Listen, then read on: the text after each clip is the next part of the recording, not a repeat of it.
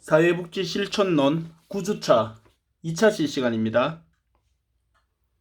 우린 지난 시간에 우리가 이 사회복지 실천의 이 방법, 이 부분에 있어서 사회복지 실천에 대한 정의, 물론 앞 시간에 우리가 앞부분에서 어느 정도 언급이 된 내용이었지만 다시 한번 살펴보게 되었고, 그리고 사회복지 실천을 해야 되는 이유에 대해서 구체적으로 한 4가지 정도로 살펴보았습니다. 그리고 사회복지 실천을 함에 있어서 워커와 이 클라이언트 간에 우리가 지켜야 될 그런 상호 원칙에 대해서 지난 시간에 BSD가 언급했던 이 클라이언트와 이 워커 간의 이 원주관계 형성을 위한 7가지 원칙 중에 지난 시간에 이 개별화, 여기까지 우리가 9주차 1차 시간에 했습니다. 자, 그러면은 이어서 계속 이 의도된 감정 표현부터 계속 이제 같이 하도록 하겠습니다. 자, 어제 우리가 잠시 말씀드린 것과 마찬가지로 이 개별화는 제가 말씀드린 대로 개별적인 차이를 인정하는 겁니다. 그 말은 바로 이 맞고 틀고를 그렇게 결정해 주는 것이 아니라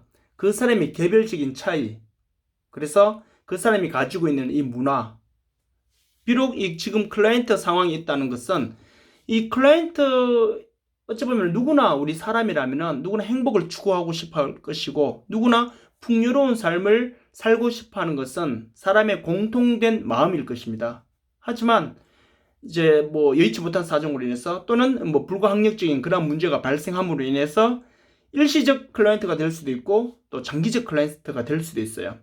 때로는 뭐 심각한 장애를 통해서 영구적 클라이언트가 될 수도 있어요. 그렇기 때문에 우리가 문화라는 개념을 크게 포괄적으로 볼 수도 있겠지만 굉장히 좀 협의적인 입장에서 이 문화 하위 전달론, 아마 어찌보면 사회 문제론 배우시는 분들은 아마 들어보셨을 거예요. 아마 그런 의미에서 본다면은 국가마다 지역마다 문화가 다르다, 그런 의미도 문화가 되겠지만 이 하위 문화론에서는 바로 이 사람과 사람 간에 같은 시대에 같은 도시에 같은 동시간에 살고 있다 하더라도 다른 문화를 가지고 있잖아요. 삶의 이 뭐랄까요, 이 라이프 스타일이라고 해야 될까요? 그렇기 때문에 결과적으로는 그런 사람이 같은 동시대에 같은 동네에 같이 살고 있더라 하더라도 이 삶의 문화에 대한 차이, 또 가치관에 대한 차이, 이런 것들이 다르기 때문에 그 다름에 대한 차이를 인정하는 것이 개별화라 그랬어요. 자, 그러면요, 오늘 이 의도된 감정 표현은 우리가 좀 더 눈여겨보셔야 될 내용이 바로 뭐냐면은, 자, 보시면은 클라이언트가 자신의 감정을 표출할 수 있도록 도와주는 것은 원조관계 형성과 치유에 있어서 굉장히 중요한 역할이라고 그랬어요. 자, 이거는 여러분들이 우리 아마 쉽게 잘 알 수 있는 내용이에요. 왜냐하면은, 자, 제가 어제도 계속 강조해서 말씀을 드렸습니다. 이 클라이언트인 경우에는, 다시 말씀드리면은, 자신이 클라이언트가 된 경우에는 상황이 그렇게 되든 아니면은 또 자신의 뭐 신체 조건이나 아니면 사회적 구성 조건에 따라서 클라이언트가 되었을 때는 지금 현재 클라이언트는 자신에게 당면한 그 문제의 중압감 때문에 그걸로 인해서 굉장히 현재는 많이 위축된 상태란 말이에요. 그렇기 때문에 클라이언트들은 자신의 감정을 표출하는 데 있어서 이것이 쉽지 않다는 겁니다. 왜냐하면은 사람은 누구나 본능적으로 자신의 핸디캡을 안 드러내고 싶어 한단 말이에요. 다시 말하면은 자신의 이 약점을 감추고 싶어 한단 말이에요. 근데 클라이언트들이 자신의 약점을 계속 감추면 어떻게 될까요? 문제의 근본 원인을 찾을 수는 없겠죠. 예를 들어서 우리가 병원에 가서 빨리 내가 배가 아파요, 내가 머리가 아파요, 아니면 내가 뭐 손가락이 아파요, 어디가 아프다 하더라도 병원에 가서 내가 어디 아픈지를 그 담당 의사 선생님에게 빨리 어떻게 해야 됩니까? 상세하게 잘 말해줘야지만 의사 선생님이 그것을 캐치를 한 다음 그와 관련된 검사를 시행하고 원인을 찾아내고 처방을 해야지만, 또는 뭐 진료를 해야지만 그 병이 빨리 나올 수 있는 것처럼 클라이언트가 지금 현재 자신에게 당면해 있는 그 문제가 굉장히 중압감으로 인해서 많이 위축된 상태를 하더라도 클라이언트가 자기 감정을 어떻게 됩니까? 여기서 감정이라는 표현은 굉장히 좀 추상적인데, 자신의 감정, 즉 자신에게 지금 당면해 있는 여러 가지 문제에 대한 그러한 어려움, 이런 것들을 잘 빨리 워크에게 잘 말해줘야지만 워크는 그것을 자기 기관에서 해결할 수 있는 역량이 있다면 바로 그것을 할 수 있을 것이고, 아니면은 자기 기관에서 할 수 없는 그 밖의 문제라면은 그것을 할 수 있는 기관과 빨리 연결해주는 중개자 역할을 할 것이고, 아니면 내가 클라이언트 자체 사회복지사 자체 본인이 직접 옹호자 역할이 돼서 할 수 있다면은 진짜 옹호자 역할을 하면서 그 문제를 해결해 줄 수 있잖아요. 그렇기 때문에 원조 관계 형성하는 데 있어서 제일 중요한 것은 클라이언트와 이 워커 간에 빨리 서로의 감정을 표출할 수 있는 그런 분위기를 만들어줘야 한단 말이야. 이해되시겠어요? 그래서 중요한 거는 요 말은 다른 말로 하면은 워커와 클라이언트 간에 이 라포 형성이 굉장히 중요하다는 겁니다. 아시겠죠? 원조 관계 형성에서 굉장히 중요한 역할을 차지하는 게 바로 뭐냐면은 자신의 감정을 빨리 표출하는 거. 클라이언트가 다시 말하면 쉽게 표현하면 클라이언트가 자신에게 지금 억눌려 있는 그런 상황과 그런 어려움을 빨리 솔직하게 다 말할 수 있는 그런 올바른 그런 원조 관계가 즉 라포가 잘 형성되는 그런 것이 될 수 있도록 어떻게 해요? 의도된 감정 표현 그런 실천 기술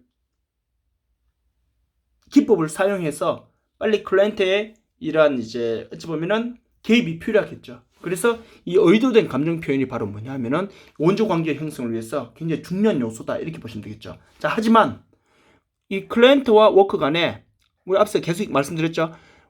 라포 형성을 즉 신뢰 관계를 형성하지 않은 채 감정 표현을 촉진하는 것은 오히려 부정적인 감정을 초래하게 될 수밖에 없다는 거. 이건 당연한 사실이죠. 왜냐하면은 클라이언트는 아까 전에 제가 말씀드렸듯이 충분한 관계 형성, 즉 저 사람과 나와의 이 신뢰 관계와 친숙한 관계가 되지 않았음에도 불구하고 자신의 이 핸디캡을 오픈하고 싶지 않단 말이에요. 그런데 이 워커가 막 재촉해가지고 빨리 그 문제를 말해보라고 하면은 오히려 이 클라이언트들은 더 위축될 거란 말이에요. 그래서 자신만의 더 깊은 동굴로 숨어버릴 거란 말이에요. 그렇기 때문에 이 클라이언트와 원만한 그런 신뢰 관계를 즉 라포 관계를 형성하지 않은 채 감정 표현을 재촉하는 것은 오히려 부정적인 감정을 초래하게 될 수밖에 없다는 거. 그거 여러분들이 잘 기억하시기 바랍니다. 자, 의도된 감정 표현 잘 기억하시고요. 자, 세 번째. 이제는 통제된 정서적 관념입니다. 자, 이 부분은요, 우리가 조금 여러분들이 좀 더 포괄적으로 이해하실 필요가 있는데, 한마디로 말하면 이건 바로 뭐냐면요. 실천 과정에서요. 즉, 이 사회복지사와 이 클라이언트 간의 그 만남을 하는 그 필드에서 이런 실천을 이루어지는 그 과정 속에서 클라이언트의 감정은 다양한 형태로 표출이 된단 말이에요. 이해되시겠죠? 클라이언트가 아무리 이제 자신이 현재 이러한 뭐 핸디캡을 통해서 아니 자신의 삶의 여러 가지 문제 또는 불가항력적인 문제로 인해서 자신이 현재 클라이언트가 되었어요. 그러면은 자신의 감정을 자신의 이 어려움을 토로를 해야 되는데 그 감정을 어려움을 토로하는 그 형태가 여러 방법으로 표출이 된다고요. 그래서 통제된 정서적 관념이라는 건 바로 클라이언트가 자신의 감정을 분노로 표현할 수도 있고요. 어떤 사람은 분노가 아니라 숨김으로 표현할 수도 있고요. 어떤 사람은 상대방으로 하여금 동정심을 유발하면서 불쌍하게 보이려고 불쌍하게 보이는 그렇게 표현하는 게 아니라 표현을 했는데 상대방으로 하여금 동정심이 많이 유발될 수 있도록 그렇게 표현하는 사람도 있을 것이고 아니면은 작은 문제도 아니 충분히 자기가 스스로 해결할 수 있는 그런 역량이 있는 문제임에도 불구하고 그것을 막 오버한다 해야 될까요? 막 그렇게 해서 과장되게 해서 표현하는 사람도 있고 다방면에 걸쳐서 다양한 모습으로 표출이 된단 말이에요. 그게 뭐가 된다는 겁니까? 자, 그래서 이 부분은 여러분들이 좀 적어 놓으시기 바랍니다. 실천 과정에서 클라이언트의 감정은 다양한 형태로 표출이 된다. 말씀드렸듯이 뭐 분노나 동정이나 뭐 오버해서나 이렇게 다양한 형태로 분노 표출이 되는데 사회복지사는 그것에 휘말리지 말고 자기 감정의 움직임을 객관적으로 바라봐야 되는 것. 이것이 통제된 정서적 관념입니다. 아시겠죠? 실천 과정에서 클라이언트가 클라이언트 자신의 감정을 다양한 형태로 분노를 통해서 아니면은 이렇게 억하심정으로 아니면 동정심에 의해서 아니면 막 굉장히 과장되게 오버해서 이렇게 표출된다 하더라도 사회복지사는 그거 자체에 휘말리지 말고 자기 감정을 즉 여기서 말하는 자기 감정이라는 거는 클라이언트 자신이 아니라 사회복지사입니다. 사회복지사 자신의 감정의 움직임을 객관적으로 즉 뭐가 된다는 거야? 멘탈을 잘 붙잡아야 된다는 겁니다. 그리고요 흔들리지 말아야 된다는 겁니다. 누가? 사회복지사가. 그래서 가장 한 예를 들면요 이거죠. 예를 들어서 자녀를 어찌 보면은 불의 사고로 인해서 우리 세월호 사건이나 천안함 사건이나 기타 등등 요즘 크고 작은 사건이 많이 있었잖아요 우리 사회에. 자, 그래서 이 자녀를 먼저 이렇게 떠나보낸 그런 부모님께서 뭐 기타 등등의 이렇게 심리 상담 과정을 통해서 오셨어요, 기관에. 자, 그래서 사회복지 심리 상담사가 그 이제 자녀를 먼저 떠나보낸 그 부모님과 이 면담이 시작이 되었어요. 그런데 이 사회복지 심리 상담사 또한 지금 현재 자신을 상담하고 있는 그분의 자녀와 같은 비슷한 또래의 자녀를 양육하고 있는 사회복지 상담사예요. 그래서 자녀를 먼저 떠나보내게 된 그 상황을 설명하면서 클라이언트가 그러면서 자신의 이 아픈 감정을 이야기하게 될 때 감정이 너무 심취해가지고 이 사회복지 상담사가 자신의 일인 마냥 어느 정도 동정심을 가지고 어느 정도 호응을 하고 어느 정도 아픔을 같이 나누는 그런 정도의 감정 표현은 충분히 라포 형성하는 데도 좋겠지만, 만약에 사회복지 상담사가 자신도 자식을 키우는 입장에서 자식을 먼저 떠나보낸 그런 클라이언트가 왔을 때 그게 너무 감정이 심취해가지고 눈물 콧물 흘려가면서 울고 불고 자기가 자기 감정을 제대로 추스리지 못한다면은 클라이언트가 그런 심리 상담사를 봤을 때 오히려 신뢰성이 떨어져 버린단 말이에요. 그래서 제가 말씀드렸듯이 사회복지사는 클라이언트가 다양한 방법으로 감정 표현이 된다 하더라도 자신은 그것에 너무 휘말리지 말고 자신의 중도를 잘 지키면서 어느 정도의 공감대를 형성하며 어느 정도 호응하고 라포가 잘 형성되는 그런 범위 내에서 그것을 유지해야 될 필요가 있다는 거죠. 그 내용이 바로 뭐냐면은 통제된 정서적 관여를 가질 필요가 있다. 이것이 사회복지사와 클라이언트 간에 지켜야 될 원칙이다. 이렇게 여러분들이 또 한번 잘 기억하시면 될 것 같습니다. 자, 다음 이번에는 수용입니다. 자, 수용은 우리 앞서 나왔던 개별화하고 또 조금 맥락상 비슷할 수도 있는데, 그래서 어떤 학자들은 이 비스틱의 7가지 원칙 중에 이 개별화와 수용을 합쳐서 말하는 사람들도 없지 않아 있어요. 그렇기 때문에 가장 원조는 이 비스틱입니다. 그래서 앞으로 여러분들이 실천 기술론을 배우시더라도 이 비스틱은 또 나올 거예요, 아마. 그래서 여러분들이 그리고 나중에 여러분들이 프로그램 개발과 평가를 배우셔도 비스틱은 이 프로그램의 실천 부분 할 때 또 나올 겁니다. 물론 이제 포개평을 수업을 들은 학생들이라면 아마 한 번 더 들어보셨을 것이고, 저한테 개론을 배운 지금 2학년 실천론 수업 듣는 학생들 중에 아마 저하고 작년 이때였죠. 그때도 정말 안타까운 거는 우리가 이 온라인 수업과 이 대면 수업이 어찌 보면 수업 내용은 똑같은 걸 다 한다 하더라도 이게 조금 분명히 차이가 있는 것 같아요. 그렇기 때문에 또 시국이 이러다 보니까 우리가 마음대로 또 대면도 다 할 수 있는 상황도 아니고요, 지금요. 그래서 어쨌든 간에 최대한 그럼에도 불구하고 이 학습의 공백이 발생하지 않도록 또 서로가 노력해야 되겠죠. 자, 그래서 일단 보시면요. 수용이란 건 일단 보시면은, 자, 박스부터 한번 읽어볼까요? 클라이언트에 있는 그대로의 모습과 그리고요, 이 감정 등을 사회복지사 그대로 받아들여야 하며, 이것은 곧 클라이언트와 사회복지사 간의 결국에 뭘까요? 우리 앞에서 똑같이 했던 거, 신뢰관계를 형성하는 기반이 된다는 거. 자, 이게 바로 뭐냐면요, 클라이언트의 모습을 다시 말하면은 클라이언트의 그 있는 그대로의 모습이 아닌 내가 원하지 않는 나랑 안 맞는 부분은 다 가지치기 해버리고 클라이언트의 또 다른 단면만 내가 수용한다면은 어떻게 될까요? 클라이언트의 문제는 제대로 치료가 안 될 수도 있겠죠. 즉 클라이언트에게 당면한 그 결핍된 그 문제가 해결이 돼야지만 이 사람은 이제 클라이언트가 아니라 정상적인 어쩌면 사회 구성원 역할로서의 담당을 하는 사람으로 성장해야 되는데, 내가 먼저 어쩌면 여기서 수용이라는 거는 선입견이 들어가 버리면은 있는 그들의 모습의 감정을 우리가 안 받아들여지게 된다는 것도 우리가 한번 추측해 볼 수 있겠죠. 그렇기 때문에 이러한 내용을 우리가 잘 한번 보신다면은 정말 이 수용이라는 것 자체가 사실 쉽지는 않아요. 왜냐하면은 제가 여기 비심판적 태도 요 부분하고 또 수용 요 한 사례를 같이 한번 들어보면요. 지금 예를 들어서 우리가 현장에 나가보면은 우리가 봤을 때 상식적으로 이해 안 되는 사람들도 분명히 있단 말이에요. 취약계층에 계시는 분들 중에 정말 마음 따뜻하신 분들도 많거든요. 이 경제적인 이 어려움 때문에 또는 이 장애라는 문제 때문에 또 기타 등등의 문제로 인해서 관계나 소통의 문제로 인해서 클라이언트는 되었지만, 하지만 이 사람의 심성과 인성이 진짜 올바르게 잘 형성된 사람들도 많이 있단 말이에요. 우리 주위에 나가보면요. 그런데 안 그런 분들도 없지 않아 있단 말이에요. 왜냐하면은 여러분들 이미 잘 아시겠지만 지금 여러분들은 아직 이제 경제 가능 인구이긴 하지만 아직 학생 입장이잖아요. 근데 여러분들 부모님께서는 지금 현재 다 일선 현장에서 지금 코로나라는 정말 우리의 삶에서 정말 불가항력적으로 발생한 사건이잖아요. 우리가 어떻게 해볼 수 있는 사건이 아니잖아요, 지금요. 우리 힘으로, 개인의 힘으로는. 물론 개인이 철저한 개인 방역과 거리두기와 개인 소독과 뭐 이런 기타 등등의 뭐 법칙을 잘 지키면서 빨리 해결해야 되긴 하지만 내 개인 혼자서 어떻게 다 해결할 수 있는 문제는 아니란 말이에요. 그렇기 때문에 결국에는 이런 상황에서 지금 경제적으로도 굉장히 힘들어 하시는 분들 우리 너무 많단 말이에요. 여러분들 부모님께서도 지금 이 코로나 시대로 인해서 오히려 덕을 보는 분들도 없지 않아 있을지는 모르겠지만 우리 사회 현재 그런 분들도 계시니까요. 그런데 대부분 사람들 지금 많이 힘들단 말이에요. 많이 힘든 가운데서도 어떻게 합니까? 어느 정도의 소득이 발생할 때 국가에 세금을 매번 낸단 말이에요.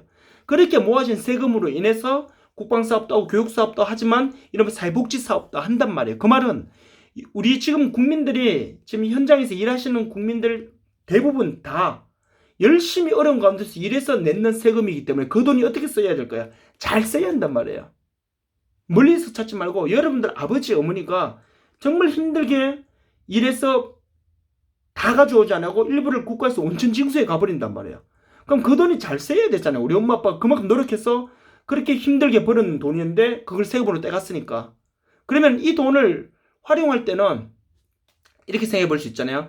클라이언트들 입장에서는 어쨌든 간에 국가 세금으로 자신들이 케어를 받잖아요. 그러면요. 감사하는 마음으로 빨리 그렇다고 낙인시키고 뭐 이런 건 아니지만 빨리 거기에서 벗어날 수 있도록 스스로도 노력해야 되잖아요. 이런 뭐가 돼요. 서로가 열심히 노력할 때 윈윈이 될 수 있는데 그런데 우리가 나가보면 현장에 나가보면은 정말 국가로부터 받는 거를 당연하다게 물론 우리가 권리로 받는 것도 있지만 그렇다 세상에 당연한 건 절대 없거든요. 너무나 당연하게 그리고 오히려 그걸 갖고 더 열심히 살아보려고 또는 그 어려움에서 벗어나기 위해서 노력하는 것이 아니라 그냥 거기 안주해버리고 국가에서 주는 그런 보조금을 가지고 그냥 평생 그냥 일 안 하고 그냥 이렇게 부자 될 생각도 없고 더 잘 살 생각도 없고 그냥 국가에서 주는 이거 갖고 난 평범하게 평생 일 안 하고 그냥 이렇게 살련다 이런 사람들도 지금 분명히 있단 말이에요. 그렇기 때문에 그렇다 하더라도 그런 사람 우리가 색안경 끼고 이 사람이 잘 뭐 나랑 안 맞는 부분을 다 이렇게 잘라버리고 그 사람을 그렇게 우리가 받아들이게 되면 이 사람의 문제는 평생 해결이 안 되겠죠. 그렇기 때문에 수용이라는 것은 클라이언트에 있는 그대로의 모습과 감정을 사회복지사 그대로 수용해 주는 겁니다. 그대로 받아들여줘야지만 이 사람의 문제가 뭔지 빨리 또 진단이 되겠죠.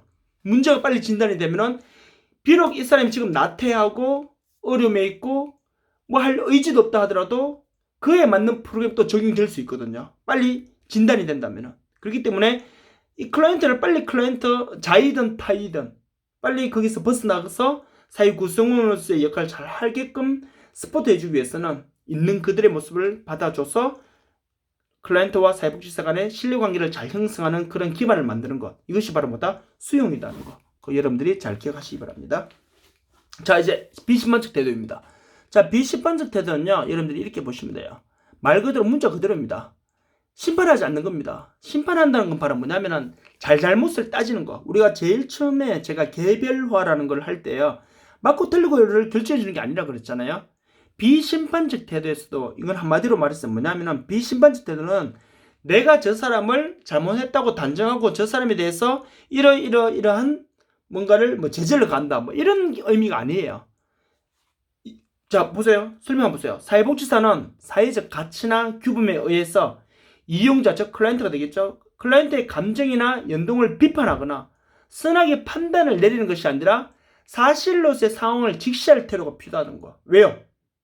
내 감정을 거기에 섞어버리고 저 사람은 잘못된 사람, 저 사람은 왜 저럴까, 구제불능 이렇게 해버리면은 그 사람의 문제를 해결할 수 있는 기회조차도 내가 박탈시켜버리기 때문에 저는 비심판적 태도가 필요하다 이렇게 여러분들이 이해하시면 됩니다.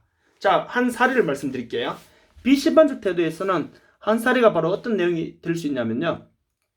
제가 지금 여러분들보다 그러니까 여러분들은 이제 지금 희한하게 제가 물론 사회복지학과 특성상 여학생이 많을 수밖에 없어요. 많을 수밖에 없다는 것도 조금 또 제 잘못된 고정관념일 수도 있는데 뭐 우리나라 어느 학교 사회복지학과 가더라도 대부분 여학생들이 많아요. 보통 여학생들이 많게는 70% 보통 65%, 한 70%가 지금 여학생이 되는데, 지금 제가 우리 학교에서 수업할 때도 보면은 보통 남학생이 한 30% 정도밖에 안 돼요. 좀 많을 때는 한 35%? 그런데 지금 우리 수업에서는요, 제가 우리 학교에서 강의를 연구소 들어간 지는 이제 한 6년째. 제가 30대 후반에 이제 그렇게 들어갔는데, 연구소 들어가기 전까지는 다른 일 하면서 학교 수업을 같이 했었단 말이에요. 근데 이제 학교 수업은 근데 제가 우리 학교에서 오래 했죠. 30살부터 했으니까 30살 때부터 우리 학교에서 계속 이제 제가 수업을 하면서 연구소 일을 같이 이렇게 하기 때문에 이때 수업을 하면서요, 이번 학기 사회복지 실천론만큼 남학생이 없었던 수업은 처음이었던 것 같아요. 지금 우리 사회복지 실천론 수업 시간은 남학생 한 10%밖에 안 되거든요. 자, 그렇기 때문에, 자, 근데 제가 보시면요, 제가 지금 여학생들 같은 경우는 지금 21살, 2살이 대부분이잖아요. 근데 남학생들 같은 경우는 군대 갔다 오고 이렇게 했기 때문에 지금 아마 제가 3학년 때 지금 남학생 나이가 될 거야, 아마. 그래서 제가 25살 때였나? 24살 때, 그때쯤 25살인가? 하여튼 제가 20대 중반 전후로 돼서 제가 이제 실습을 했는데, 저기 칠곡에 있는 신림종합사회복지관에서 제가 실습을 했었어요. 그때 실습을 할 때, 거기는 장애인 주간보호센터가 1층에 있었고요. 장애인 자활사업장도 있었고 1층에, 그리고 도시락 배달 서비스와 지금 지역아동센터 역할을 하는 돌봄 기능 서비스도 같이 했었어요. 거기서 방학 때니까 초등학생들 대상으로요. 그래서 취약계층 자녀들에 대한 돌봄 기능 서비스도 같이 했는데, 저희가 한 달 동안 실습하면서 이 지금으로 따지면 그러니까 이제 지역아동센터가 되겠죠. 그런 역할을 하는 이제 뭐랄까요? 이제 취약계층 자녀들 공부도 봐주고 방학 때 그리고 프로그램도 같이 하는 그런 걸 했는데, 초등학교 그 당시 이제 그러니까 초등학교 4학년이었어요. 물론 20년 전이죠. 20년 전이니까 지금 그 아이도 지금 한 30대 초반, 여러분들보다도 거의 얼추 한 10살 많겠네요. 20년 전에 제가 이제 갔을 때 그 당시만 하더라도 지금처럼 아동 학대나 뭐 가정 폭력이 막 이렇게 바로바로 막 신고가 되는 그런 시대, 물론 신고는 하고 막 그런 거 있지만 지금처럼 이렇게 SNS를 빨빨 신고하고 이런 것도 없는 시대였어요. 왜냐면 스마트폰을 쓰는 시대가 아니었으니까, 그때만 해도요. 자, 그런데 중요한 거는 저희가 이제 케어하는 그 아동들 중에 굉장히 말 그대로 너무 똑똑한 애가 하나 있었어요. 우리가 이제 공부도 봐주고 했는데 방학 숙제도 봐주고 하는데 하나를 가르치면 10개를 깨치는 그런 정도의, 굉장히 초등학교 4학년 이름은 이제 모르겠어요. 굉장히 똑똑한 애였는데, 얘가 그 당시에 이제 저희가 겨울에 저희는 했었거든요. 겨울에 할 때 굉장히 좀 추운 날씨인데도 불구하고 그때 뭐 해도 뭐 롱패딩 입는 그런 시대는 아니었으니까 다 패딩을 입었었어요. 근데 겨울인데도 불구하고 두꺼운 패딩을 입고 오는 것이 아니라 그냥 얇은 긴팔만 입고 오고 슬리퍼 양말도 안 신고 오고 이랬단 말이에요. 알고 보니까 그 아이가 한부모 가정이에요. 아빠하고 둘이만 사는 그런 부자 가정이었어요. 근데 아빠는 알코올 중독자예요. 국가로부터 수급비를 받습니다. 국가로부터 7, 80만 원의 수급비를 받아서 그걸로 뭘 하냐면은, 국가에서 7, 80만 원 수급비를 주는 이유는, 기초생활 수급비를 주는 이유는 그 돈은 여러분들 부모님이 내는 세금에서 왔겠죠? 빨리 평생 이것만 갖고 살지 말고 너 아들 한 명 이 돈으로 교육도 하고 의식주도 해결하면서 빨리 당신도 알코올 중독에서 벗어나서 사회 구성원으로서 역할을 하라고 그 돈을 준단 말이에요, 수급비를. 그런데 이 사람은 그 돈으로 맨날 술만 먹어요. 자기 아들한테 해주지도 않아요. 얘는요, 점심시간에 복지관 와서 배 터지게 밥 먹어요. 왜요? 저녁, 아침도 못 먹고 저녁도 먹는다는 보장이 없으니까. 그렇기 때문에 이 아이 같은 경우는 굉장히 열악한 상황이 있었단 말이에요. 그런데요, 이렇게 착실하고 착하고 공부도 잘하는 애였는데 복지관 한 3일 동안 안 왔어요. 그럼 며칠 만에 왔는데 보니까 목주위하고 보니까 빨갛게 멍이 살짝 이제 들어있는데 보니까 결국 아빠한테 맞았는 거예요. 이유는 뭐냐면요, 더 과간입니다. 그 아버지가 이유를 어떻게 알면 그날 오후에 아버지가 왔는데 술이 반쯤 취해서 왔는 거예요. 욕이란 욕은 다 하면서. 그랬더니 얘는 자기 아빠가 욕하고 이러니까 부끄럽잖아요. 자기 아빠가 알 사람 다 아는데. 그러다 보니 얘가는 거의 또 막 죄인처럼 웅크리고 있는 거예요. 그런데 알고 보니까 이 아저씨가 얘를 때린 이유가 이제 거기서 나온, 우리가 때렸다는 것도 이제 그때 알았는 거예요. 얘는 자꾸 넘어졌다고 그랬는데 알고 보니까 아빠가 술을 먹으면서 안주가 김치밖에 없으니까 복지관에 가서 얘 보고 라면, 신라면 5개 들었는 봉지 한 묶음 있죠. 그거 하나 얻어오라 그런 거예요. 복지관은 부식이 많으니까. 근데 얘는 이제 초등학교 4학년 11살이니까 부끄러우니까 가기 싫죠. 친구들도 있으니까. 그래서 안 간다 그랬더니 아버지가 때린 거예요. 그런데 복지관 와서 뭐냐면 걔 여기랑 요건 다 하면서 아빠 말도 안 듣는 놈이라서, 제가 봤을 때 아빠 역할도 못 하면서 지금 그러면서 이제 뭐냐면 여기랑 요건 다 하면서 결국 왔는 이유가 뭐냐면 라면 그거 달라고요. 술이 취한 상태니까 부끄러움도 없었나 봐요. 결국 그 라면 하나 들고 어떻게 하냐면은 그냥 노래부에서 막 나가는 거예요. 우리가 그걸 다 봤단 말이에요. 자, 그런 분들도 어쩌면 클라이언트란 말이에요. 그분이 우리 그 복지관에 만약에 알코올 치료 프로그램이랑 좀 연계해달라고 자기가 이제 새 사람이 되겠다고 오면은요. 보통 사람들은 뭐냐면 그 사람을 예쁘게 안 보인단 말이에요. 그래서 제 입장에서라도 그 당시 입장이었다면은 야, 저런 사람한테 굳이 저렇게 수업비를 줄 필요 있을까? 차라리 얘는 그냥 뭐 그때 우리 잘못된 생각일 수도 있죠.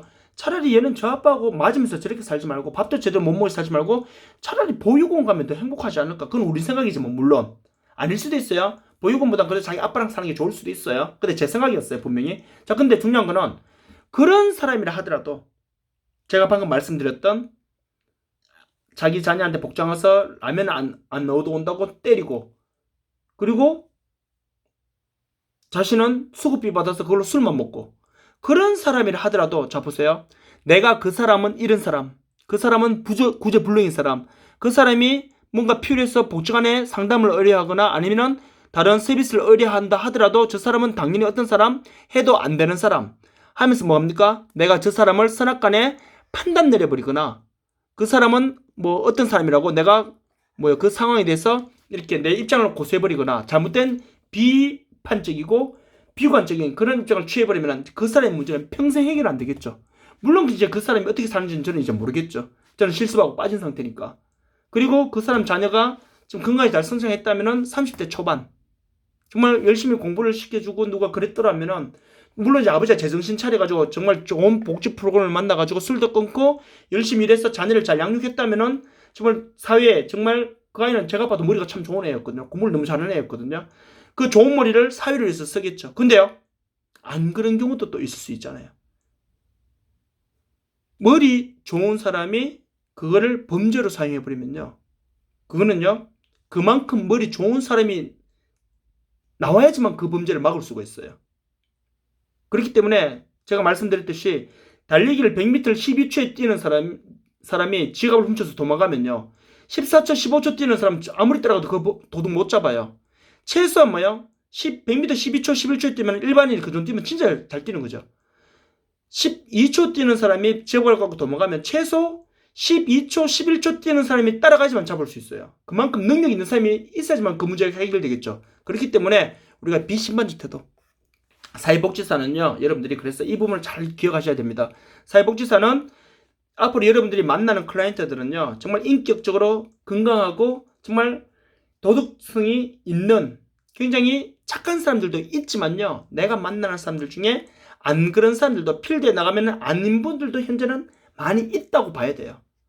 왜냐하면 저도 지금 제 연구소 일을 하기 전에 필드에서 어느 정도 그런 사례를 좀 봤거든요. 그렇기 때문에 결과적으로는 여러분들이 그럼에도 불구하고 사회복지사의 이 마인드를 가지고요.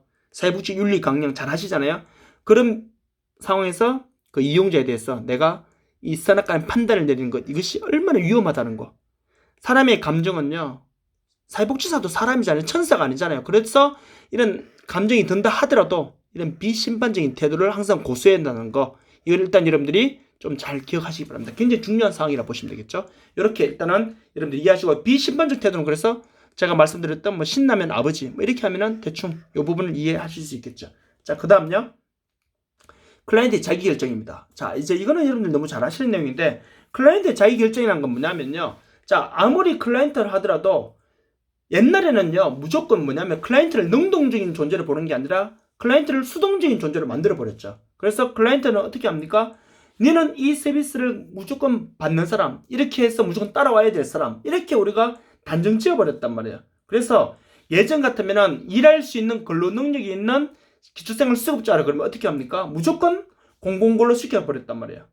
그리고요, 아니면은 굉장히 국가에 정한 일만 시켜버렸는데 요즘은 어때요? 클라이언트에게 직업 교육을 통한, 요즘 우리 국비로 이제 운영하는 직업 교육 굉장히 다양하잖아요. 클라이언트에게 뭐냐면 선택권을 줍니다. 선택권을 주면은 클라이언트들은요, 제가 말씀드렸듯이 자신에게 당면해 있는 그 문제에 대한 중압감 때문에 스스로 결정할 수 있는 자기 결정권이 많이 현재는 상실된 상황이란 말이에요. 그래서 누군가의 지지가, 누군가의 스포트가, 누군가의 인파먼트가 필요한 거예요. 그래서 결과적으로 뭐냐면요, 이 클라이언트에게 그래서 이것을 상황을 그 사람에게 받을 수 있는 것을 제시해 줄 필요는 있지만 그렇다고 클라이언트에게 무조건 이거 해서 저거 해라고 결정권까지 우리에게 올 수 있는 건 아니란 말이에요. 옛날에 근데 그렇게 했었어요. 그렇기 때문에 자 보시면은 클라이언트는 자기 결정을 행사할 권리가 있는 거예요. 권리라는 건 뭐냐면요, 다른 사람이 침해할 수 없는 부분입니다. 그래서 비록 이 사람이 당면한 문제로 인해서 클라이언트가 되었고 누군가의 도움이 필요하고 스스로는 그 결핍된 욕구를 해결할 수 없는 상황이라 하더라도 다른 사람이 그 사람이 행할 권리까지 침해할 수 있는 자격이 있는 사람은 없다는 거죠. 그래서 보세요. 사회복지사는 요 부분 잘 기억하세요. 클라이언트는 자기 결정을 행사할 권리가 있다. 요 말을 옆에 좀 적어놓으세요. 이 권리라는 건 뭐예요? 당연히 누려야 될 거죠. 그래서 이 권리를 침해할 수 있는 사람은 그 누구도 없다는 거. 자, 사회복지사는 클라이언트가 스스로 자기 결정할 수 있도록 격려해야 한다는 거. 임파먼트 해야 되죠. 그리고 원조해야 되겠죠. 그리고 자기 결정을 최대화하기 위해서는 결국 클라이언트의 무엇을 강조해줘야 될까요? 자기 결정을. 즉 클라이언트는요, 자기가 지금 계속 제가 강조드리지만 자기가 현재 당면한 그 문제의 중압감 때문에 자신은 현재는 할 수 없는 사람이라고 스스로 단정시켜버렸단 말이에요. 그렇기 때문에 이 클라이언트들은요, 자기가 할 수 있는 역량이 있는 일임에도 불구하고 자기는 대략 겁부터 먹어요. 또 실패하면 어떡하지? 지금도 이렇게 힘든데 저 일을 해서 안 되면 난 더 힘들어질 텐데 이렇게 돼버린단 말이에요. 그렇기 때문에 여러 가지 문제가 중복해서 일어날 수 있습니다. 자, 그런 여러 가지 맥락을 우리가 한번 살펴본다면요, 이 클라이언트에게 결국 자 보세요.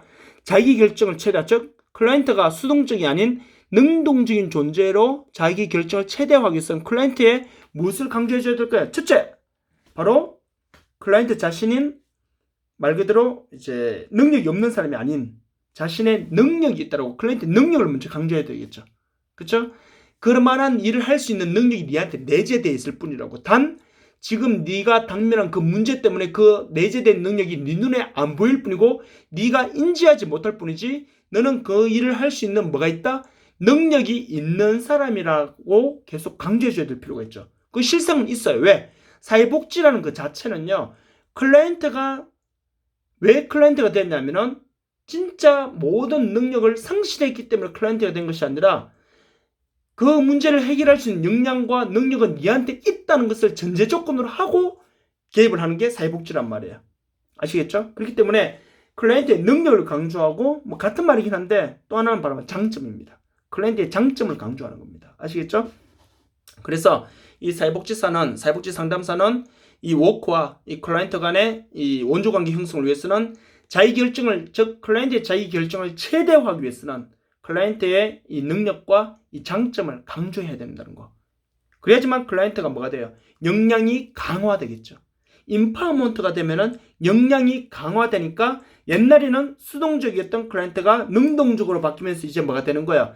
옛날에는 할 수 없다 그랬는데 이제는요, 한번 해볼까? 한번 해보자. 결국 뭐야? 누가 결정한 거예요? 자기가 결정하는 거죠. 그래서 임파워먼트가 되면은 역량이 강화되면서 자기 결정권이 생기게 되는 거죠. 그래서 클라이언트의 자기 결정권은 자신의 능력, 법률, 뭐 도덕의 테두리, 사회복지기관의 기능 등에 의해서 제한받을 수도 있다라는 거. 자, 이거는 여러분들 어떻게 생각해 보셔야 되냐, 뭐냐면요. 자, 클라이언트의 자기 결정권은 뭐냐면은, 그렇다고 이거는 여러분들 위하고 좀 다르게 생각해 봐야 되는데, 클라이언트가 자기가 그러면 할 수 있다고요? 무조건 다 모든 것을 다 자기한테 맡기끔 결정권을 맡길까요? 그건 아니란 말이에요. 왜요? 클라이언트가 할 수 있는 클라이언트의 능력과 장점을 강조한다 하더라도 클라이언트 자신의 능력은 정해져 있다고 볼 수는 없지만 A라는 클라이언트가 할 수 있는 능력은 그래도 한계치가 있단 말이에요. 이 사람이 할 수 있는 능력의 최대치. 그 최대치의 능력 안에서 자신이 결정할 수 있는 권한이 있어야 되지, 자신의 능력 밖의 문제까지 자기가 결정하면 안 되겠죠. 그건요. 그런 경우에는 제한받아야 되겠죠.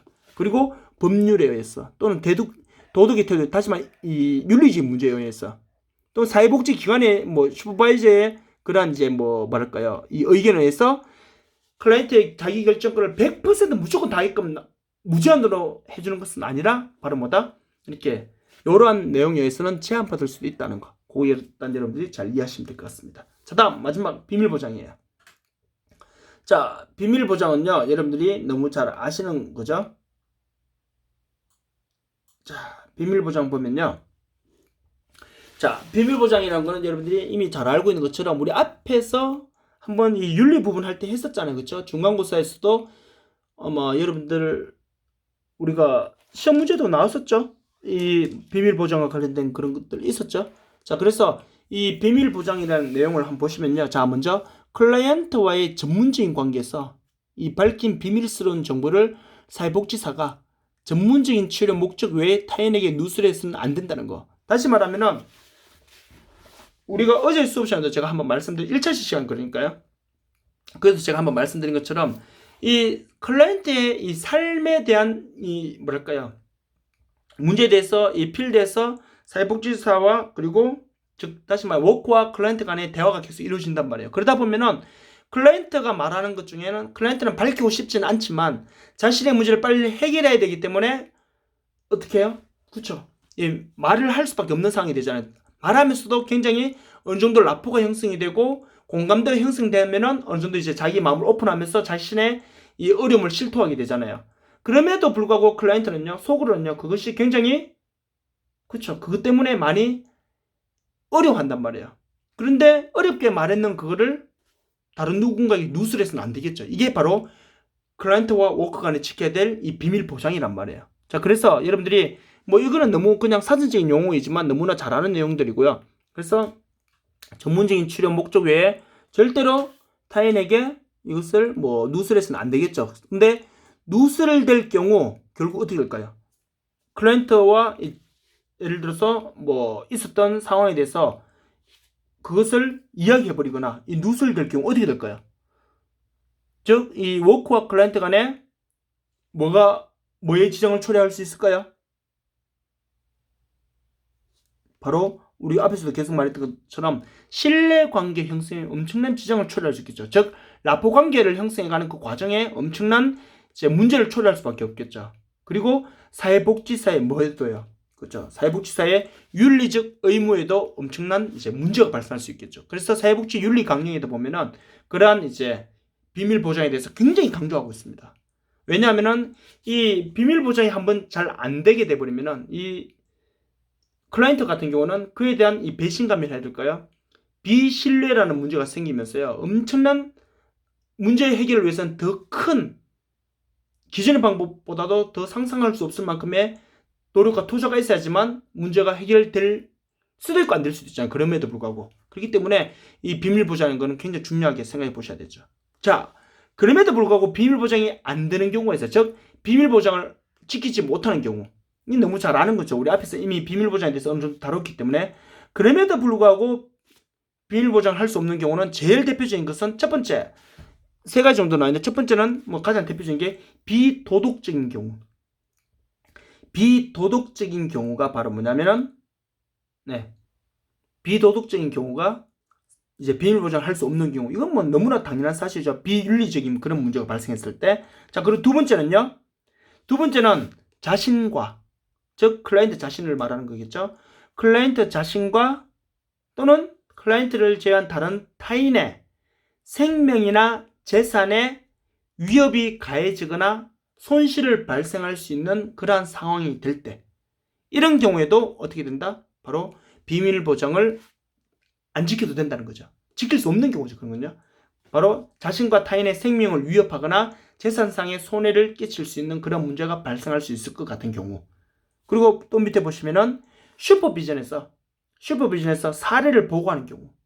그래서 기관 내에서 이제 뭐랄까요, 이 사례 관리를 통해서 이 슈퍼바이저 간에 이 사람의 사례가 이런 경우가 있는데 우리가 왜 보면은 의사 선생님이 자신의 환자가 어느 만큼 아픈지 어떤 병명인지 다 모든 사람이 알리면 안 되잖아요.